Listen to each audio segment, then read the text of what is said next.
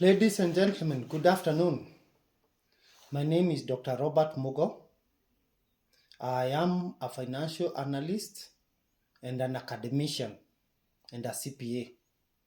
Today, I want to respond to an issue somebody raised when I shared some presentation.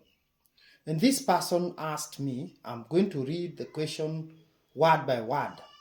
I have 8K to spare monthly for the next 14 months. Where can I invest? Here, just to answer in a holistic manner, there are two issues that come into play. This investment, does it need the 8K?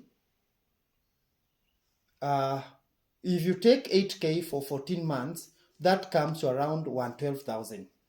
Does this business need the 112,000 in a lump sum, or does it need it trickling in 8K basis? I will first assume that this business needs this money as a lump sum. So you need to accumulate the 112,000 over 14 months. Now, my suggestion or my advice would be, take this money where you cannot access. Remember, there are some of us who you cannot sleep in the same house or in the same room with some balance in your M-Pesa or in your account or even in your pocket.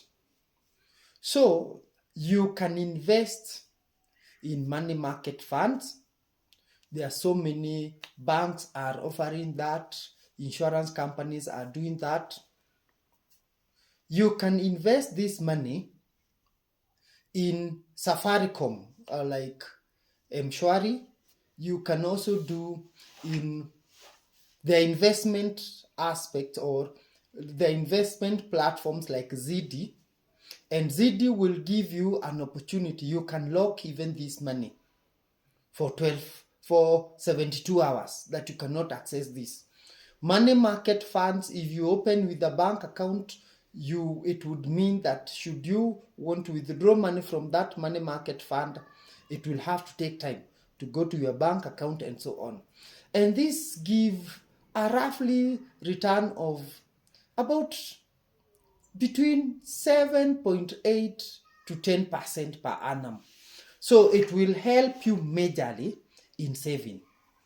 Now you have accumulated the 112,000. What can you invest in? Again, here, several dynamics will come into play. Like, do you have time yourself to do that business? If you do not have time, I would highly discourage you to outsource labor, because labor will be a very expensive cost and it will take the biggest chunk. 112,000 is not so much. It will take so much of your resources. Again, you will ask yourself, where do you need to pay extra rent? I would highly discourage you to go into a business that you will pay things like rent, licenses, and so on. Maybe you can get some space you normally see in town, like those who sell mobile phone shops or mobile phones. They have a small space where they pay some little amount of money to do or to sell their mobile phone and mobile phone accessories. In this aspect, you can do a business that will not require a major expense such as the rent. It will also not require you to employ somebody. If you have time, you can do it. If you do not have time, maybe part of your family, maybe if your spouse is a business person or has some free time, they can run that business as you do.